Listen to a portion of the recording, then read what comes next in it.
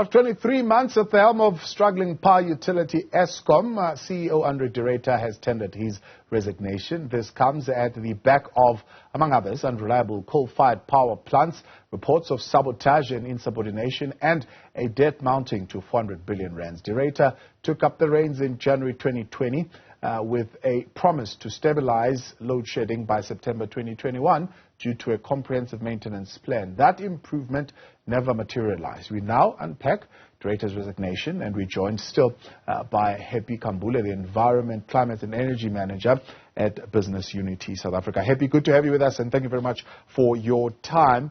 I think after the comment made by the Minister of Energy and Mineral Resources, Busa, alongside Business Leadership South Africa, issued a statement calling for calm and a well-executed action and support for the Eskom leadership. Why do you think your call fell on deaf ears?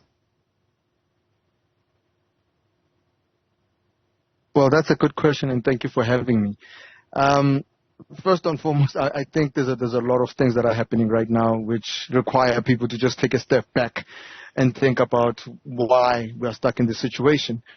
I think at this current moment in time, we've got a plan, an electricity emergency plan that we need to be implementing, and we're supposed to be implementing the IRP. So people are supposed to be playing the roles that they have in order to ensure that we've got a sustainable electricity system.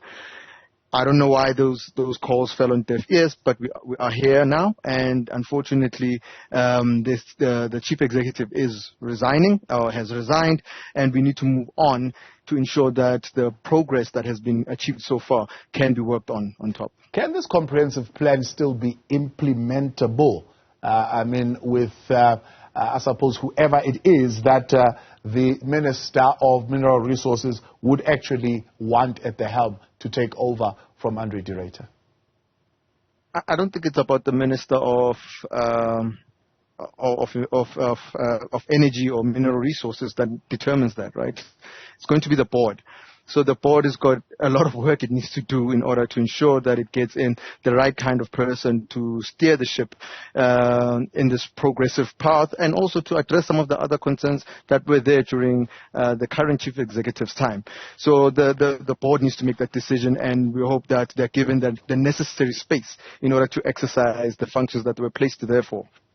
So let's talk about those things. I mean, one of the things is corruption, mismanagement, a lack of planning, and a lack of maintenance. Those more or less are the core things immediately that have to be done, as well as, of course, new capacity being added to the grid.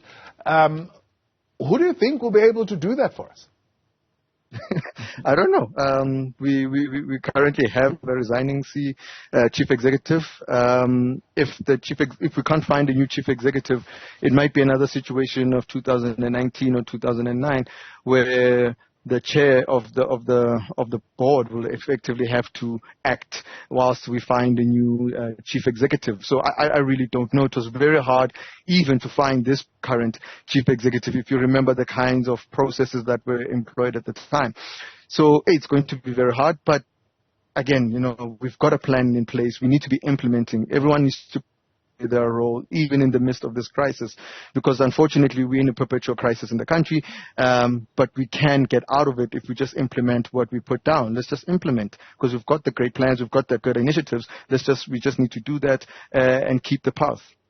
Now, I mean, you've already mentioned, considering the pressure that this position comes with, the nature at the moment, the divisions within the African National Congress, the governing party, the anger that society is currently feeling towards Eskom, the anger that business is currently feeling towards Eskom. How hard will it be to get us to where we need to be? Well, you can see how hard it is, right? We've been changing CEOs and boards on a regular, just because this is just a mammoth task. It's just that I think in the past we made it their problem, those who are employed and those who are asked to be part of the board. So we made it their problem, but it's really all of our problem. There's a little bit that I can do, there's a little bit that you can do, there's a little bit that each and every person who uses electricity, that engages with electricity can do, right? Some people just need to pay their bills, some people need to ensure that there is enough power that is being generated, some people need to ensure that they're able to funnel the necessary grants and subsidies that need to go to the indigent households. So everyone has a role to play, and we need to start playing our roles.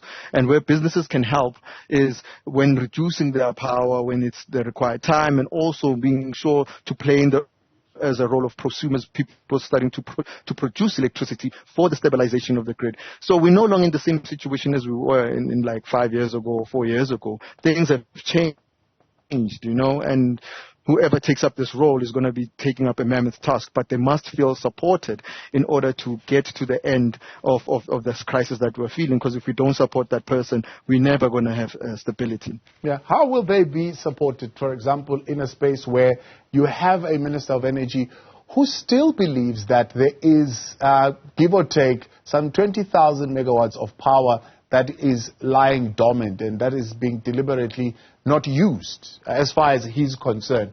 And this is, of course, megawatts of power that are generated by coal. And he's saying he doesn't understand why we are not tapping into that. And that's the position that he's going to continue to hold. Yeah, I mean, it's going to be very hard to convince anyone if they're not agreeing with the people who are working there. So Eskom is telling us that there's so much power, but there's so much that is available. There's nothing else we can do other than to supplement that power. So if we keep saying that, no, there is power, even though it's not there, it's not usable, it becomes a problem. So we need people, whether it's the Minister of Environment, whether it's the Minister of Mineral Resources or DPE, everyone, cabinet, society, to rally around the person who's going to be the next chief executive, because clearly if we're all at odds with each other, this person, whoever it may be, will not be able to stay the test of time. And we need to ensure that there's less interference with other people's roles. Just as much as a chief executive cannot interfere with the role of the board, we need to ensure that ministers do not interfere, or political principles rather, do not interfere with the inner workings of parastatals. We need to ensure that there is that separation. But that's a whole society thing, to be able to do that. Happy Khambule, appreciate your time. Thanks so much for coming on tonight. Business UTT South Africa's environment, climate and energy leader there, Happy Khambule.